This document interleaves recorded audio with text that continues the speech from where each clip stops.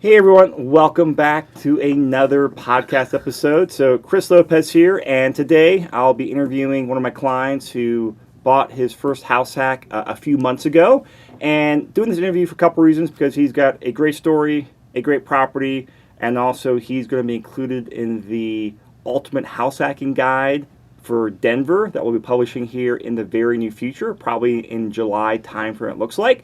So his story will be included in that book. But I also wanted to bring him on the podcast. So my guest is Austin Allan. Austin, how's it going today? Great. Really happy to be here.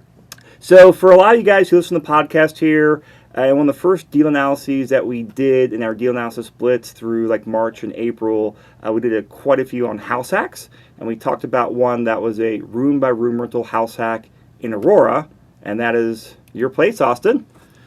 So I know we talked numbers in that podcast. They will kind of give a little background on Austin, how's it going, how he found the place, just kind of the story and all the color as to how he got the place. So Austin, I always like to ask this question to people, what made you get interested in real estate investing? Sure, I think it's something I've been previously thought about a lot and had a really hard time figuring out how to get involved with it, and kind of took whatever I could to stay up on the topic, reading a little bit, and was just trying to figure out ways to get into it. I met you in It was a couple of years ago. 17 or something like that, and kind of started seeing a different way to get involved without having to be a very, very wealthy person, and started just doing more research on that, getting more familiar with everything that was in there, and figuring out how I could get myself involved in any way, even in a small way. So was there, because I know for me, for example, I read Rich Dad Poor Dad in 2002 or 2003 or something. That kind of shifted my mindset for real estate. A lot of people, that's the book or similar book that got them on. They're like, was there like a book or a CD or a podcast or some instance that made you interested in real estate? So I read Rich Dad Poor Dad, I think, when I was in probably high school. I had an economics teacher who kind of like pushed it upon us to read that, and remember a lot of the lessons, but never implemented them in my life for like 10 years, until like 10 years after that. So it was something I was like always in the back of the mind, but it was more of like personal responsibility before I was like, all right, I need to kind of like start trying to figure out how to implement these things. But I can't say there was just like a singular moment that happened. I think it's something I learned really young, but I started to see more people be, you start to kind of see how people are successful, and real estate's always part of their portfolio, or always like a really big part of their story of how they got a really big bump in there. So kind of just saw that and said, hey, if I ever want to be anywhere in that kind of position, I got to figure out how to get started. And so this is just something kind of, since high school, you kind of knew real estate investing was something to invest in and be involved with just as you grew your career for retirement one day. Yeah, I definitely knew it was something that was necessary. Kind of growing up, seeing a lot. I worked in a really affluent country club when I was probably about 19 or 20. And were you a caddy? No, I worked in the restaurant in the men's clubhouse. Yep. And there was always that like banter, and kind of picked up things from people here and there, and that was just they were always talking about that stuff, investing, their own business. Picked up a lot of cues from them, and that was a very common theme. And again, it took a little longer to get implemented in my life, but I feel like I had the background processes running about it. Cool. So why house hacking versus the other 99 ways one can invest in real estate? Yeah, I think a lot of it came down to how quickly I wanted to execute. I think I could have gone down another path, like certainly, but it would have taken a lot more time, and by the time I just need like amount of time needed for the capital to get there. And I think there's a lot of interesting ways for creative financing, things of that nature, which I don't want to say are like a hearsay, but they are really, really difficult. No, talk on that, because you've been researching and doing stuff, and I talk with the clients, multiple times a week. So yeah. I just think there's always the book about it. There's like 15 chapters, 15 ways to do it, and I think that they're over exaggerated in ease. And we can kind of touch on the way I got involved with it quickly. My creative process was find somebody who I trusted and buy the house with them. Yeah. And that made me be able to go in at half of the amount of costs that we were able to go in. We ended up, me and my partner probably went in, I think it cost us maybe like $20,000 or $22,000 to get the house and the house like set up. So not, an investment, but not an amount of money that is, so far out in the future that you can't like make a move quickly. Yeah. So talk about the way you structure it, because you and your business partner, like how'd that come about? Yeah, so he's a friend. I've known him since high school. A student of Rich Dad Poor Dad as well. Is a believer in all this stuff, and I think Was he in the same econ class as you? He probably was. Yeah. That's funny. If not, we had the same teacher. But we, similar mindsets, and I think both just didn't take advantage of it soon enough when we were younger. Like, if you're looking back, like, I should have done this. I should have asked my mom and dad for $25,000 and said, I'll pay you back as soon as possible, and started doing this. But I was thinking about this. I had talked to you about, trying to do this on my own. We were kind of looking at attached housing and, running the numbers and what that future would look like. And it just didn't make as much sense to get a house. And it was like, okay, I can wait 2 more years and try and just like save like crazy or change what the plan is. And I called my friend Mike and I said, I think I texted him first and I said, hey, how interested are you in a real estate investment? And he just said 100%. So I called him the next day and I talked about him and then passed along a bunch of information from you. And, I said, like, catch up on this as soon as possible on these like webinars, articles, just like start reading and figure it out. See if you are comfortable with this plan looks like. Gave him like a week to do that. Then I kind of phoned him back because he's over in Germany. So we have this like kind of difficulty communicating sometimes, and he was just all about it, and it worked out really well that he's not in the house, so it gives us an extra room to rent out, but he gets to kind of participate in all the upside with it as well. So how did you go about like kind of picking a business partner? Because it's always business partnerships are my mind they're kind of up there in the same terms of like realm as like marriage. It's a huge commitment. Mm-hmm. And they can be great, and they can also not be great, to put it very politely. Yeah. And there's a lot of stuff to understand as far as a business partner. So obviously you guys go way back. Yeah. To to high school or whatever. But like, why did you choose to reach out to him, and what were some of the details you guys talked about? Yeah, I think with him a lot of it is him putting the trust in me to make the right decisions, and I definitely value his input on everything that's going on, but he also understands that like I'm the boots on the ground, and I don't want to say he gives me like decision-making power, but any major decision we always bounce it back and forth off each other and like listen to each other and work it through there. But like ultimately he like understands that like I'm here dealing with the problems, and he's like okay with the decision that I come up with. But I mean, we've done a lot of random things together, working on like project cars and this and stuff. And we just like have meshed well. I don't think we have our minds work differently, which I think is good, rather than having two people who are trying to both be the president or both be the marketing guy kind of thing. It's like take what we're both good at and be stronger together rather than be combating so where we're at. How'd you classify yourself and how'd you classify him? Like, what are your, in terms of like the investing and just overall like the project and stuff, like kind of what's in your wheelhouse and what's in his wheelhouse? Personality differences. Yeah. So I mean, I think I'm better at like maybe like marketing stuff and like marketing and management, and he's good at operations and like structure and kind of putting pieces in place. He's in the military, so he kind of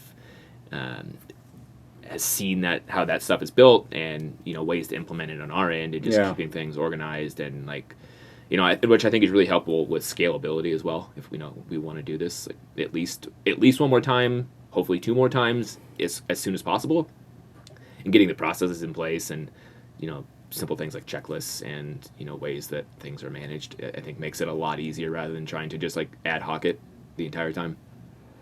I'd also say you have a pretty good analytical mind. I mean, we've traded a lot of emails back and forth, a lot of conversations over the last few years now, but this is well over a year ago, I think. You did a bunch of research on where you pulled room rental data off of Craigslist. You scraped it, you put it into a spreadsheet, you ran some analysis on there to determine, hey, how much extra room or how much extra rent can you get renting room by room when there's a private bathroom? I mean, you did an impressive analysis job on there, I thought. And I've sent that to a lot of people the last year or two. Yeah, I was happy. I was actually thinking about the way over here, and I was happy. I think the number I got was like $750 or something. That was like kind of like the floor of rent, and it was like $750, $850, and the rental numbers in the house have reflected that. So it was good to see that it wasn't incorrect. I guess it'd be nice to probably update it again and see how it looks, but. And I think you put in from your research, it was like $125 extra per month for a private bathroom. Yeah, it was something. Yeah, Yeah. it was quite a It was bit. a significant bump. Yeah, it was quite a bit. Yeah. So let's talk about. So I think you started your house hack search. Was that like October, November timeframe? Yeah, I think it was somewhere around there. So we started that, and I know, we went through and we kind of looked at some different locations, looked at some different property types, but then you ended up buying a 5-bedroom, 2-bathroom house in North Aurora, not too far from the Anschutz Medical Complex there. But why did you end up buying a house and that location? Like, what was your knowledge learning, your thought process? We went through the hey, let's look, let's review, let's walk, let's look, review, let's walk. Why'd you end up there? Yeah, so I think initially wanted to I've been lived out in Denver for 10 years, always lived pretty much in the city area. So initially, of course, you're like, I can't afford the city, so that was off the bucket, fan of the mountains, like getting out. So initially started kind of looking at the west side, Lakewood areas, and that's where we're looking at kind of at attached stuff. But something really started to pop up to me that was the west side is just like the older part of town, and the values were quite high, but the houses needed some to a lot of work, and they weren't updated, and they looked dated as well. And my big thing was I wanted to walk in as ready to go as possible without putting the work in. I'm work full time, and also wasn't going to have a $20,000 or $30,000 budget to get the house refreshed. So wanted to avoid that, and it's had to come to the realization that it's you got to go from the west side is kind of that more like premier property. People closer to the mountains, they'll pay more for it, but I don't want to say you're getting less, but you're getting a very different property compared to if you look at the east side. And there's definitely certain areas that haven't been updated yet, but this particular area of Aurora, I feel like is primed for the areas that aren't already better, getting a lot better. Even with the Stanley Marketplace over there, it's essentially across the street from Stapleton. The Anschutz Hospital's right there. Even the development on Colfax and all that is quite a bit. There's access to 225, so it just looks like a really good commuter's hub. It's I think 8 miles to downtown, which is laughably close, but in Denver terms, people think that it's you can't even access it. Yeah. But it's right there. I can ride my bike downtown in 30 minutes. So I started looking over there, and there was a lot of areas that they weren't flipped, but people had been living there long enough that they had enough equity that they made the house a little nicer, and those prices were property prices were the same as the west side, and you can walk in and say my house is ready to go and move people in right away. And so, I know one of the nice things about that, so I agree with everything you said there, is just it's a lower price point, and rents are almost as strong as they're on the west side. Yeah, and I have lived in people essentially house hacking in Denver. I've lived on my own. I lived in apartments, so I was really familiar with what Denver rents were. I was not so familiar with what Aurora's rents would be, nor what the demand for them would be, having especially lived in the city the entire time. And I was pleasantly surprised that every time I had listings up, I got enough demand or enough interest in them to not concern me, which was a concern going into it. I went close to the hospital with the intention of trying to get students. But by the time we closed on the house and was able to get people in there, we were outside that narrow window where students are moving. They're not moving year round. They're usually getting that set up before the semester. So I didn't really have that opportunity, and that kind of scared me. But ended up getting 3 people in there within, I think, 4 or 5 weeks, which seemed like forever when you're trying to get somebody in there right away and you're trying to beat that first mortgage payment. But realistically, that's not that long of a time to fill 3 vacancies. No, especially in February. Yeah, and that's the thing. You were not leasing up in. Not the worst time, but not the best time either. February things were just starting to get a little better there. So let's talk about specifics you did there, because I think you closed towards the end of January, right? Yeah, it was January 16th or 18th, something like that. So let's just say January 15th for easy math. So that would put your first mortgage payment due. You skip February 1st, that puts it due March 1st. Yep. Or right around that first week of March. Yep. So your first payment is due then. So it sounds like your goal was to have it leased up before payment number 1's due? Yeah. Was that was kind of is that just kind of because I do those things too. It's more just for to give myself a deadline and kind of a game to play. Yep. Does that sound like you're kind of just saying, hey, I just want to see if I can beat that mortgage payment? That's exactly what it was. And unfortunately, I closed on the house. I think I closed on the house. I think it was the 18th, and then on the 21st, I was gone for 2 weeks. I went to the Czech Republic. Oh, that's right. And I actually went and saw Mike in Germany, where he was stationed. So it was like I was like, oh, I got plenty of time. I've got 6 weeks to get this place leased out. So I just didn't, that was already a pre-planned trip, but lost 2 weeks of it too, which kind of came back, and you're like, oh man, the clock's really ticking now. So you got back around February 1st. Yeah. Actually, from closing to that, it was like, what did you do? Like, what were the steps you outlined to start getting the place ready to rent? Yeah, so I think, and it's something I think you hit on a lot, and with this stuff, is like how important photography is for your marketing. And my thing was like, well, I know I need good photos. Unfortunately, I had the MLS photos, but it in no way reflected what the house looked like, so I didn't really want to use those. Like, obviously, I can use like the exterior ones, and then I moved in there with a couch. Like, they had nothing else. I didn't have anything when I moved in, so I had to get everything. And I think that was like number one priority, is like, I can get somebody in here, but they're going to probably not want to move into this guy's empty house. And was your plan to kind of like furnish the common areas? And that's something Mike and I talked about. We said, hey, should we furnish, let's say 85% of the house, and then if somebody moves in, like, hey, I've got a couch or whatever, and then we can just utilize that. And we thought, that would be a good way for us to save some cash, utilize it on something else. But I got the first guy in there. He had nothing. And then it was just kind of like, you know what? I think I'm better off. It's 2 floors, and I was trying to rent the upstairs rooms first. So I said, forget about it. Let's make the upstairs fully furnished. If there's extra stuff, we can put it downstairs. They won't have to buy it then. So that kind of turned into what the plan was. And I got really good at Facebook Marketplace hunting, which I think is just like the place to get stuff.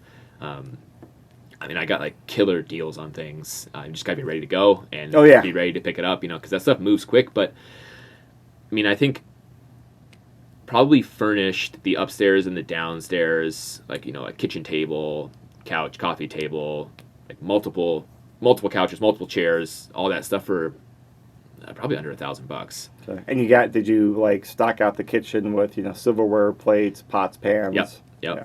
And that was one of those things. There's like, I saw some lady on Facebook selling a whole thing of dishes for like $20, and you're like, let's get them. Done. I'll be there on Tuesday, or whenever it is. And thankfully we did do that, because all 3 people who have moved in brought essentially nothing with them. They brought a couple things, a pot or a pan, but not enough to sustain any one person. So definitely suggest having. I think it's better to have too much stuff than to not have enough of it. Yeah. And that's pretty common. From all investors I've talked to, house hackers I've talked to, they all say go with furnishing the common area, because that keeps move in and move out a lot simpler. Yep. And then you can also control the environment to make sure someone doesn't bring in like a gigantic couch that's not the right fit. And then most people when they room by room, they're going to be minimalist. Yep. And they just want to come in, they'll take care of their bedroom, and then when they're out, they're going to take their bedroom with them, and that's about it. Yeah, I totally agree with that. That's something we thought about. It's like, all right, we get somebody in and they move out. Let's say they had the main couch, and then it's like, well, now we're on the hook for a couch anyway. And I can say, what if it's a big red or velvet red couch or something, and you're like, this is not that I'm a feng shui guy, but it's not going to match anything. Yeah. And you're trying to avoid. It's disgusting, and you don't want it. Right? Yeah, you're just trying to avoid as many of those. Control everything that you can control in a sense, and I think that has ended up definitely being beneficial. So you got most of that furnishing done there. Sounds like that first part of February. First part of February, like into March, it was a constant thing, kind of trying to just hunting for stuff, for the right stuff that kind of matched. So when did you start marketing your property? I put it up like almost right away, even with the MLS photos, just to try and start driving interest, because I knew the time of year was going to be a challenge, and I wanted to give that runway as long as possible. I think I got the first guy in the last week of February, and then I got another guy in. It was like they all came in like really quick sequence, which worked out well. There was a period where I was living in that house by myself. It was essentially empty. And you're just like, oh man, like this is like that was when it was kind of scary, because it was just like, there's nothing in here, there's nobody living here, and it's just like the March 1st on the back of my mind. You just like, we're just like, we need to get people in here, and it was really hard not to get like desperate in a sense. There's a lot of people who reach out to you who are people, where you can tell that they're already, like, people are like, what's the deposit? $800. Well, I don't have $800. Like, then this probably isn't a fit, and rather than just trying to, like, get people in there out of desperation, kind of having that patience to deal with it and, get at least closer to the right people in there. You're never going to be able to get perfect fits in there. It is kind of a crapshoot to some sense. You can only, like, vet people so well via a background check and a credit check. Personality says a lot more. So did you use like an online software to do all the background check and all that, like a Cozy or yeah? So I use Cozy. Okay. And I got that from a recommendation from a friend who manages a couple properties, and it's been really. I can't imagine not using it. It's just, I think it gives a lot of confidence to the tenants, knowing that there's like this professional side to it. They know it's my house, but they know that it's not just. There's like a system to it, and I think it's respected more in that sense, that it's there's some structure to it, which I appreciate, and there's some like tracking in the sense, like receipts for them, receipts for me. And it also just makes your life a lot simpler. Like they've got a streamlined process that saves you a bunch of time. Yeah, and the background credit check thing is awesome. It's super simple to read. They can pay for it through there. Like there's just like, you don't have to get your hands dirty in any of that stuff. So I definitely recommend that service for anybody who's not using it or not using anything. So, I'm thinking of like, if you guys can visualize that there, a marketing or sales funnel where you've got, the wider part up top, and then it goes down, down, down, and gets nearer at the bottom. Standard marketing sales funnel that's taught in businesses or business class people use. You always got to get, more people up top. Yep. They go through the filter, step 1, step 2, step 3, and every step along the way, a certain percent of your potential tenants drop out or self-filter, whatever it is, and then at the end, great, you get the result, which is a roommate or a client, whatever it is. So, walk us through your funnel and kind of like the major steps you took people through. If you can remember, like rough numbers. Hey, I had 100 people reach out to listings and move on to here. Like, what's all that look like? Yeah. So I think like the very top of that funnel for me is like general information. Like it's like the listing, right? Yep. And I use that listing in, I started out, I just put it on Facebook Marketplace and didn't get the hits I wanted. So in my mind, it was just constantly like, what is the next thing I have to do to get more leads? Because just putting it here, set it and forget it, it's not working. Mm-hmm. Put it on Craigslist, and I think I got 0 responses from Craigslist, which was really, really strange because I've always found it everywhere I've lived via Craigslist. Everyone's using Facebook now, though. Yeah, I know, and that this very much proved that to me. So I started digging into Facebook deeper and got into like really niche groups, rental groups, like Denver, like subletting group, like the Facebook groups. Yeah. Anschutz housing group, and there's like 2 or 3 more that I was in. Found out like a Buckley Air Force Base one, which isn't too far away as well, and just got into these really niche groups. So I was in at least multiple places where people were doing it, and so the way I worked was get the listing out, get that first like bite, someone's like kind of interested, and then drop the like more specific details on them. That'd be like my step 2 filter. It's like, here's what we're looking at, here's what like the expectations are, kind of what the living situation is going to look like, really giving them a good understanding of what that looked like. And if they were, they okayed that, it was bring them into the actual house, let them take a look around, meet each other, see if we meshed well enough, if they thought this was a good fit for them, and then if they looked okay there, move into the contract lease acceptance. So what was like the rough amount of time you spent in posting stuff and then also just, working the Facebook groups? Yeah. So I think, obviously as the funnel goes down, you spend less time. The top one, I would say, I got, at one point I was really active and got a lot of success in actually pinging people directly. You'd see them post something and I would Facebook message them, hey, I got a house. Here's a link to the listing that I have. And you're just like copy paste a message to them? And just like let me know if you're interested, and I can give you like the stage 2 details, more details about like kind of what this is like. And I actually got one of the roommates like that. He's one of those ones like, yeah, but he told me, he's like, yeah, I was looking, and then like you messaged me, and it ended up being perfect. So I think like the sales and the marketing kind of working together, like gotta kind of take that initial step to get them to bite. Oh yeah, especially doing an outreach like that. That's just going to drive more people. Right. So I think that was super helpful. So I was probably spending let's say like 1.5 to 2 hours a day on Facebook, just like making sure it looks right, reading the new posts to see if anybody, what they were looking for is something that I could match with, and directly reaching out to people. And like phase 2 of it, let's say, is like follow-up information. It's pretty straightforward. You can almost copy and paste like, what it is. So not a lot of time, let's say 25, 30 minutes. And then I think I got 4 people who came to the house who didn't end up signing a lease. And those were fairly short meetings as well. It was like 15 minutes per, so not a ton of time. So that's a pretty good. You have 3 roommates. Yeah. And so that means you basically have 7 people come to the house, 3 turned to roommates, and 4 were just not. So that's a really high ratio. So after, I'm going to take a step back though in the funnel process here, because this is the stuff I really enjoy talking about. So you got your postings out there, you're out there grinding on Facebook to ping people and do all that, and then I'm assuming that would start, a phone call or a private message discussion, kind of some type of engagement from there, and from there was it just Q&A? Did you send more information? Like what happened in that first conversation? Mostly a Q&A stuff. I'd give them a pretty good like rundown of like what the house was going to be like, multiple people living here, this kind of thing. Like let them know that they're essentially like move-in ready, and just kind of see if they have any questions about it. If they, most people, I would say, have a fairly good understanding of like what the different living situations can be. It's like private apartment, I have my own apartment. Yeah. Versus like I'm in a house, or I'm in like a house, but it's separate, completely separated, split level kind of thing. So it's not like it was like a huge, people were looking to like live, like, when you're trying to spend $100,000 in rent, like your prospects for what that living situation is going to be like is pretty limited. So I don't think anybody was like caught off guard by what the situation was going to be. So that made it super easy.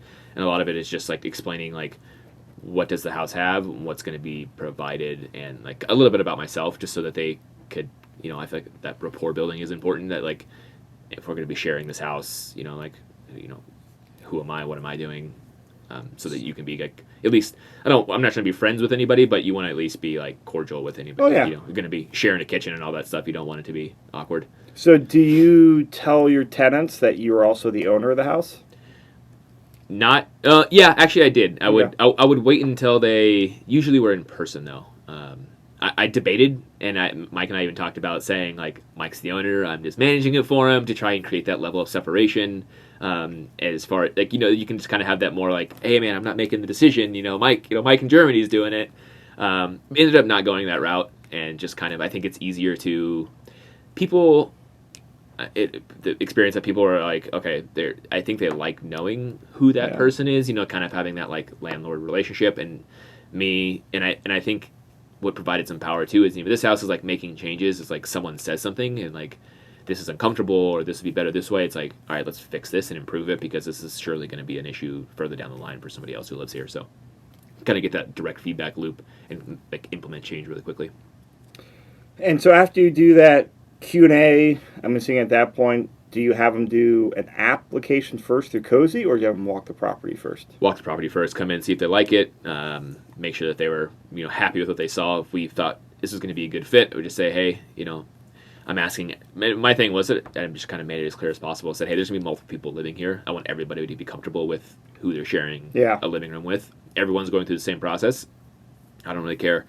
What you can tell me your credit score is 800 or whatever. I don't, it's like I want everybody to know they went through the same process, and that there's this like level of comfort with everybody who's in the house. And I never got any pushback from it. There was one guy who was like trying to move down the funnel hard, and he was like, I've got my concealed carry. I don't need, and it's like, I don't care what you have. Or, what's that got to do with anything? anything? It's like everybody's doing this. Like, this is how it's going to be. And that was like an automatic red flag. It was like getting pushback on this. Like, I just told him, I was like, this isn't going to work.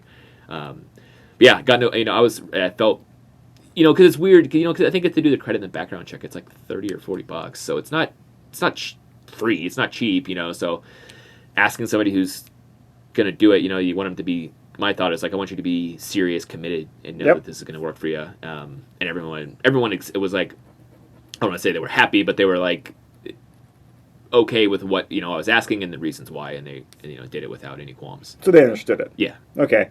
So walk the property. then do the Cozy Yep. app, and then accept or reject. Yep. Okay. So you had, how many people did you have go through that did the app?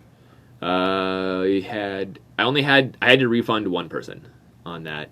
He did it, and it wasn't his credit score and everything was fine. It was just like a personality thing. He came in, and it was a moment of desperation where I was, you're just like, I need somebody in here. This guy, and I met him, and I just got a bad vibe from him. I let him keep moving forward, and I even called Mike and talked to him about it, and he was like, I don't know, we need people in there, and I was like, but it's like, dude, I spent 10 minutes with this guy, and I wanted to pull my hair out, and then I reached back out, and I was like, this isn't gonna work, man, and I refunded him his deposit because it was nothing on his end that kind of signaled that it wasn't going to be. It was like a personal decision, so I just told him it wasn't going to work out, refunded him. So only had that one issue of trust your gut. Yeah, and I'm super happy I did. It was one of those ones. He was ready to sign a year lease, right? And you're just like, oh man, I could have put myself in just a miserable living situation. That's something you got to be careful with, especially in this type of like investment. It's like, this is my house. I got to come home to this every single day. I got to see these people every day. Like, I am not living alone. So anybody who's in there like making your house not fun or comfortable, or you don't want to go home, is like you're doing yourself a disservice. So you bought your place is 5-bedroom, 2-bath. Yep. You're living in 1 bedroom, and you're renting out 3 other bedrooms. Right. Now I know when we talked a while back ago, you were debating about renting out the 5th bedroom or not, because it sounds like it's a smaller bedroom. Yep. And they also wanted to make sure that 5 people could live there comfortably, right? Yep. So now you're 4 months into this with roommates. What's your plan with that 5th bedroom? Yeah, so currently I switched jobs a couple months ago, so I'm working from home now, so I'm utilizing that as a home office for the time being. I feel like I'm more open to it now than I was when we first started. The downstairs bathroom is pretty small relative to the upstairs bathroom, so that was another concern. It's like 3 people in 1 bathroom in the smaller one, which I think a lot of it has to do with not so much bathroom size, but people who's living there are people clean enough to because sharing a bathroom is no problem if everyone cleans up after themselves. Yeah, and I think that's the big I've had those roommates. Yeah, and the guy I live downstairs with, super tidy guy, there's no issue. That's what makes it seem like we can add a third person in here without any struggle. Yeah. But if there is 2 dirty people down there, you could easily turn into this situation where you're just like, again, now I've created this very bad living situation. So I think a lot of it comes to setting expectations with people too. This has to stay this way. We have to do this collectively to make it. And that's something I've tried to impress on all the guys there. It's I know living in Denver isn't cheap. I'm trying to provide a reasonably priced housing in a good environment, and that burden isn't just mine. That's everybody's here to create that environment and cleanliness and just being cordial and friendly. And so do you have house rules or community rules? Nothing super. I don't have anything typed out that I've given to them, but I definitely stress the importance of keeping the kitchen clean, the living room clean, backyard clean, anywhere that we are is a collective. It's I definitely don't let anybody get away with mess. I call them out all the time. Hey, when you plan to clean the kitchen up, and the first couple weeks it was a lot more of that, and I think everyone kind of picked up on the cues, and I think so you just kind of set and enforce the standards, and, yeah, and people have adapted, right? And it makes a huge difference of just the house being clean, and it makes a better living. So let's talk about the rental rates, because you're renting out the rooms $800 a piece. I got 2 at 800, 1 at 750. Okay. The 750 one, I got into a desperate spot. And I was just I was desperate to get that person in there, and I was like, Mike, I'm going to drop it $50, see if we get anybody. And I think I got somebody the next day. Okay. I don't think it was because the rental drop. He kind of was he just moved here, was in one of those long-term hotels, and really needed to move. So I think the timing worked out. I don't think it was because the rate dropped, which I'm kind of dang. But it is what it is. And plus, you were starting Lisa's place right as the COVID pandemic was becoming a thing. Right. That got real that second week of March or third week of March. Yeah, and I think he moved in March 3rd or something that. He just skated in. So what did you? Okay, so you got that, and all the utilities are included in their monthly rent, right? Yep. So all utilities. You're doing house Wi-Fi too, right? Yep. Yeah. Yeah, and that's the one thing I'm pressing up on a challenge now is like the air conditioner battle, and I'm trying to figure out a way to incentivize people to not create a $400 electric bill. Right now, it's just fortunately people are at work most of the day, so I'm like it's night. What's weird is because the bottom level is in the basement, so the basement is like so cool. Oh, it stays cool the whole time. Like even when it's 95 degrees out, it feels like it's 75 down there. Whereas the upstairs is the opposite. It's easily 85, 86 up there. So and it's like I'm not going to make their life uncomfortable, but it's just like trying to impress that it's like, hey, I'm not okay with a $400. That changes a lot of numbers, really quickly. Fortunately, it's for a. And what's your highest electric bill so far?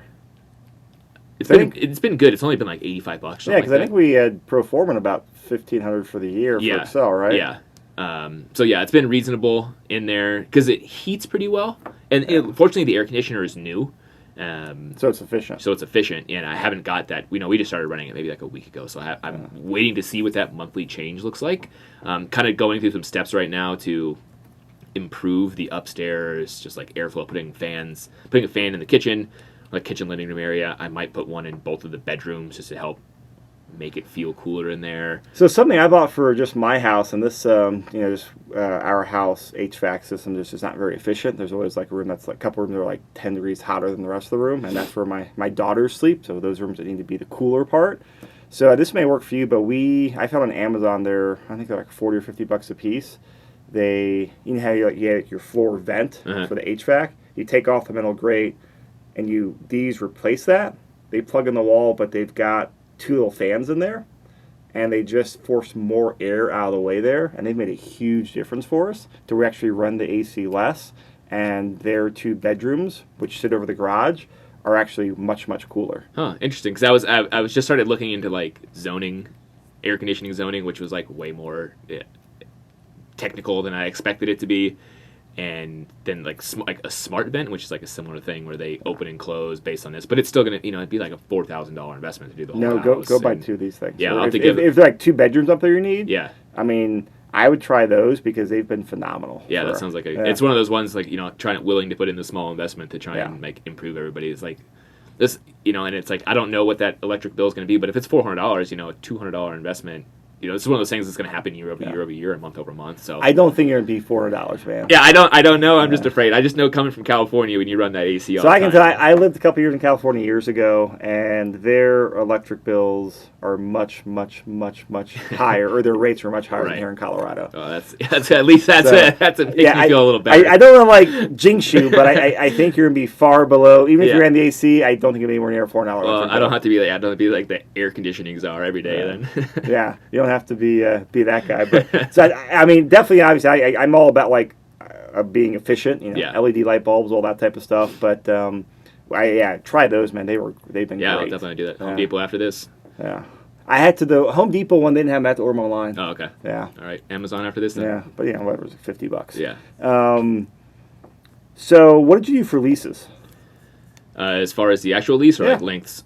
Just as far like both like the actual lease document, because like room by room is a very, very small niche of investing out there, and then also the term. So the lease itself, I don't want to say it's perhaps room for improvement. My previous living situation, I was living in a room by room situation, and the woman who was running it had a professional lawyer draw up this document. So I essentially took that document, made some changes to it that were a little bit more prevalent to my house specific, utilities and things that are included or not included. And I got a friend who was a lawyer. I had him just look over it, and he didn't change it or anything like that. He didn't throw any red flags at me. So just make sure there's nothing stupid in there. Right, for you, nothing basically. stupid in there, and have essentially rolled with it. And the actual leases themselves are I would say less than desirable, but I timed them to a certain way. So the first guy, he came in, and this was again out of acts of desperation and in the time of year. The first guy came in, he was just obviously, I don't want to say timid, but it's who knows what this living situation. He was the first one. He's like, I just want to do 3 months, and I said, that's fine. Your lease will be done in June. So you leave. I get somebody in here now. You leave. I'm in prime rental situation. So I had no problem with the short term. He's still there, kind of on a month by month. I gotta actually have a conversation with him. Oh yeah. First about either move out or sign another lease. Yeah, what you want to do here.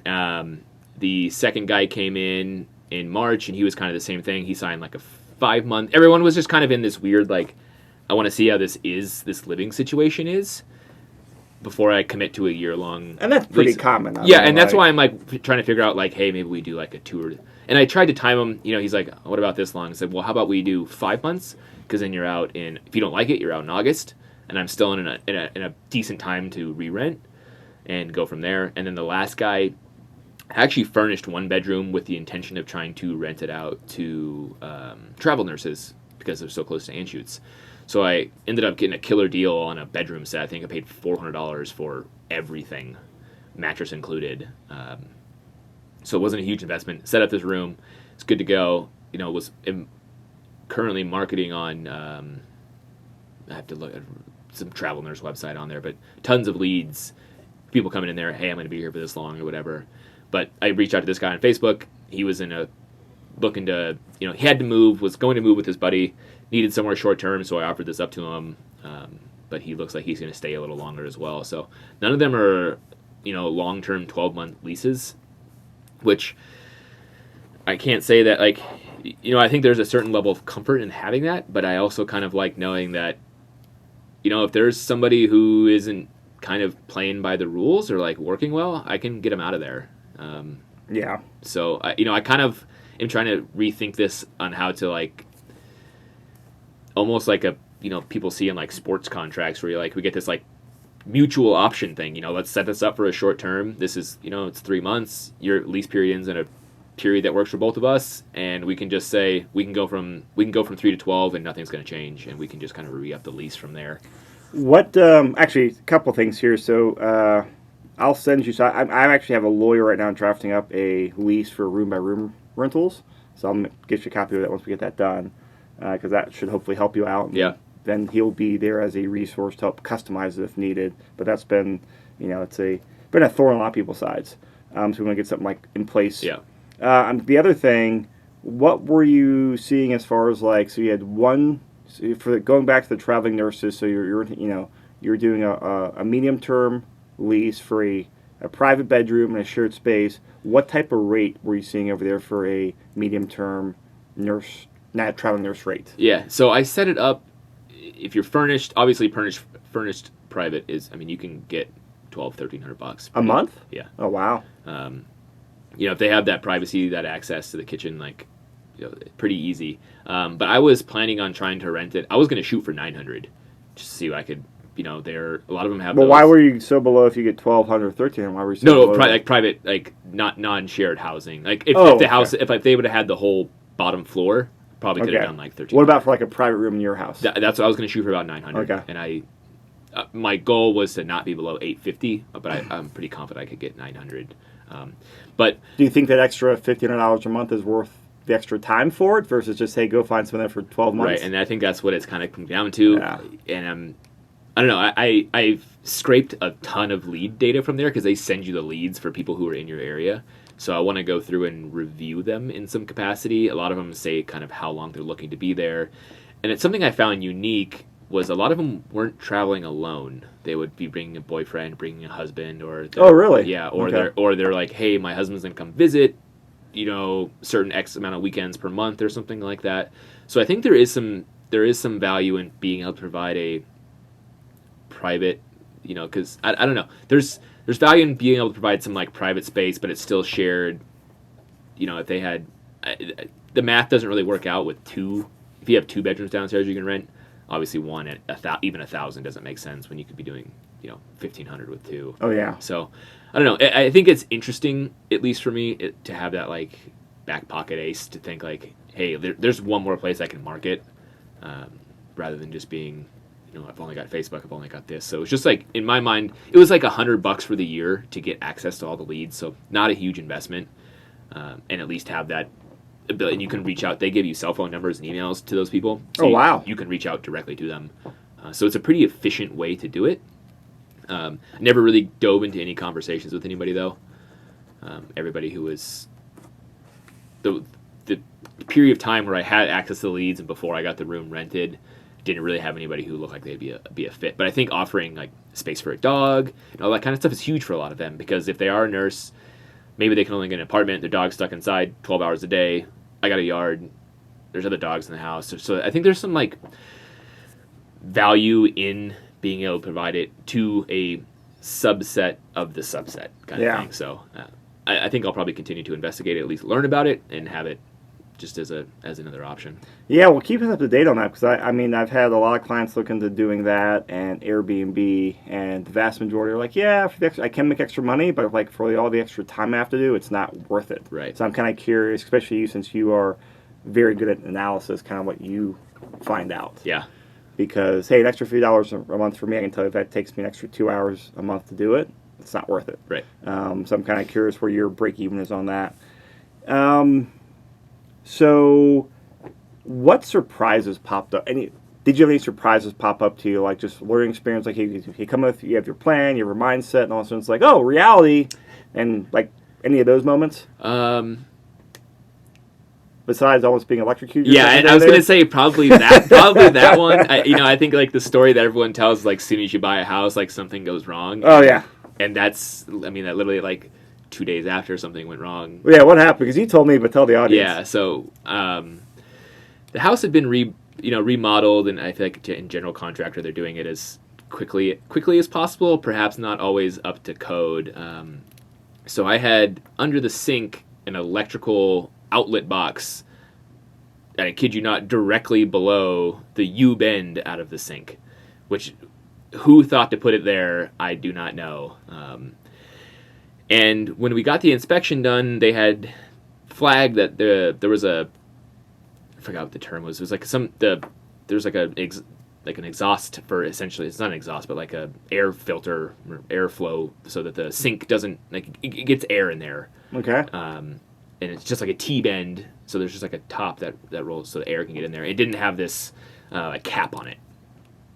In my mind, it's like if someone's been living here, this obviously needs to be addressed, but it's just like people use the sink already, right? I'm not expecting this to be like some catastrophe. So I had made breakfast, and I remember I'd put like some eggshells down the drain, and I'm running water. I hit the garbage disposal, and it's running, and then I turn it off, and then I don't have shoes on, and I feel my feet get wet, and I was like, oh no, this is not a good sign, right?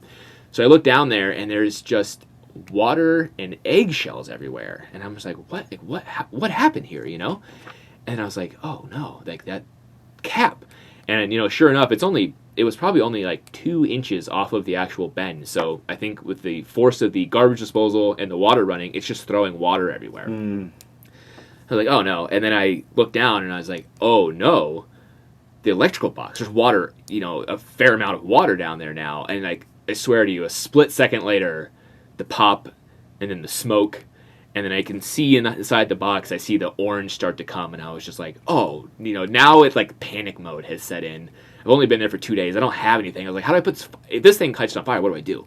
I can't throw more water on it, this is going to make it worse. I don't have a fire extinguisher, it's February. I like sprint outside, no shoes on, just cut the power to the whole house, because I don't know what, which which one of them, just like, right? Cut the power. And I'm just sitting there like, oh god, what do I do? And it was like, all right, and I'd really think about it, what do I do? So I went back in, cleaned up the water as best as possible, looked at the box. Fortunately, it was marked for the kitchen, so I threw that switch, but that was like the refrigerator, the oven, all these things, so I had none of these things. So I dried it up, ended up like pulling the electrical, like the actual box you plug into out, like above the junction, and sure enough, it's it's just black. And then at least like getting that unplugged, dried, separated the wires, capped the wires back so there was no power running to it. So I got that taken care of, and then I'm like, all right, it was like probably 2 days later. Like, well, I still need to use... I got a cap, finally. I took like 14 trips to Home Depot to figure out what was going on. Glued it all up, did it wrong, had to go back and buy everything again. Yep, sounds about right. So I eventually got it right. And then, all right, so I'm like, all right, I don't have power down here, so I was like, I need to be able to at least run the garbage disposal. So I run an extension cord, plug the garbage disposal in, it immediately goes up. Just heard it spark, and then smoke. And it was just the garbage disposal. Huh, and I don't even know why, still to this day. It was plugged into a completely different socket, and it had been like a week, so the prongs would have been Maybe dry. it's gotten fried in the first one. I don't know. Yeah. But then just like that started, you know. But garbage disposal always breaks. Always, yeah. So got a new one of those. Got that hooked up. Bought fire extinguishers and got that situated. Did you put like a GFI plug? Yeah, I put a GFI one down there, an outdoor GFI one, and then I put an outdoor cover on it as well to try and, to mitigate it at least if it leaks. I probably need to put some sort of like moisture sensor or something down there because it's a looming problem. And they do sell moisture sensors that'll like alert or ping your cell phone. Yeah.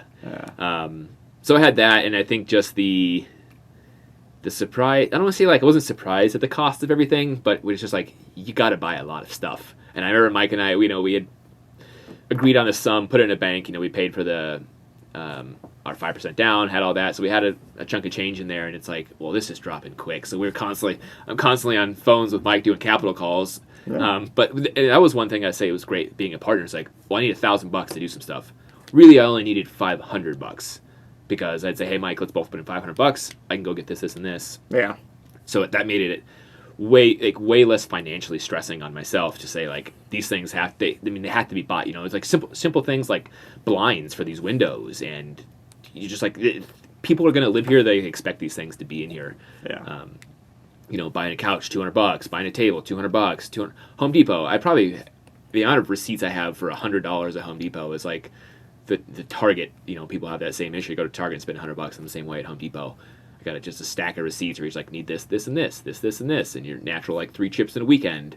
It just added up really, really quickly. So I think that next time we do this, definitely planning on having that bank a little bit more padded to say like, hey, when we run into these issues, it's like we're not, hey, so need some money. So as we wrap up the podcast, because this has been great, and we get a lot of people that want to do or interested in doing what you're doing here, just an active room by room house hack. So far, you're giving them a thumbs up or thumbs down as far as doing the house hack. Oh, 2 thumbs up. 2 thumbs up? Yeah, absolutely. I think it finally started to settle in. Like I said, I just changed jobs. Took a little bit of a pay cut on some things, in terms of hoping to get more long term. And I was just going through, like, got a first paycheck, and I was able to look at my finances and say, like, I'm, even at, like, a lower pay, I'm at, like, a 50% savings rate. Nice. Which in my mind, I was like, God, I want more. But you're like, and then I took a step back, and I was like, the fact that I could even be in this position is massive. Because you're living for like $200-$300 a month, is it? Or? Yeah, and I just put that in to be able to make sure like we're not drawing down the bank account, right? So it's my Home Depot trips. So I'm essentially paying for the Home Depot trips, and trying to improve the house. And I think as time goes, that money will start to add to it. So it sounds like you would recommend to other people out there just absolutely as soon as possible a way to do it. You obviously have to deal with living with people, which is a thing, but what's $800, $1,200, $1,000 a month, whatever you're paying for rent now, like it ends up being worth it once you actually see that money not going out the door. So what's the long-term plan? You guys are repeating this, right? Or the plans to repeat it? Yeah, I'd like to do it at least one more time. I think I hope to be able to do it in a more privatized way, maybe like a split-level house where I can kind of have some of my own control as far as cleanliness and things like that. Obviously a multifamily would be amazing, but I know that's still a massive issue here, so I'm not really looking at that. But I could do this again, without a doubt. Knowing what it's going to bring long term, it's totally worth it. So at least one more, hopefully 2 more, and then probably start to, look at a different plan from there. Yeah, but you can get a few of those under your belt. They build a lot of equity and cash in the long run, as right. you know. And you know the models like Eddie. Yeah, so. And experience along with it too. That's I feel like one thing is like the first 2 months the learning curve was steep, but I feel like approaching the second and third one now, the plan you should know more. The right? plan going into it is going to be better. It won't be different. It'll just be better. Okay, so what final thoughts or advice do you have for people out there that want to get into this? Thoughts is just, I would say do it, and if you're not close to doing it, is just do everything you can to learn about it and ask people questions. Like people can reach out to me directly if they have questions, like be reading the content that's being created on your website, on other people's websites, just like get familiar with it. I think that helped me a lot, was not having to learn those things. And it's like the learning experience was like the personal side, not the actual like management and financial and all that. So getting familiar and staying up to date with it and just like understanding your market as much as possible. Be familiar with what your city looks like, what your neighborhood looks like, what those rents look like, what the expectations for people are. And as far as advice, it's, especially at housing prices haven't gone down at all. Like, it is difficult to do this on your own. Like, and the creative finance thing is, I don't want to say it has to be done, but it's a strong way to get started. Like, getting a partner, like, is only half this house mine? Yeah. But like everybody says in real estate, it's like, I'd rather be part of like 50% of a deal than 0% of a deal. Yep, exactly. And it's, especially if you guys can truly scale and you do your side, he does his stuff, you get more stuff done that way, divide and conquer. Yeah, and so it's, like, find a friend. Even if you guys take 2 of the 4 or 5 bedrooms, you can both still be paying $400 or $500 a month, or maybe less, and building equity and learning, and then figuring out a way to do it again. So it's totally worth. Like, the creative financing is a lot more than the chapters people have written in their books. It's like, ask anybody in your family if you can borrow money, or figure out a way to pay them back. Because if you have people in there and you are by yourself, like, you really will start saving that money very quickly. And if you're wise enough to, like, repay that to somebody or do something, it is worth it. So, well, Austin, this has been fantastic. So, just to double check with you, I can put your contact details on the show notes so people can reach out to you, right? Absolutely, yeah. Great. So we've been talking to Austin Allan about his house hack here in Aurora. You can see he's doing a great job with it. He's got some street knowledge now to share if you guys have questions. I definitely have. He's a great resource. He knows what he's doing. I'd recommend people definitely reach out to him. So check the show notes for his contact details. So Austin, thank you so much. Yeah, appreciate it.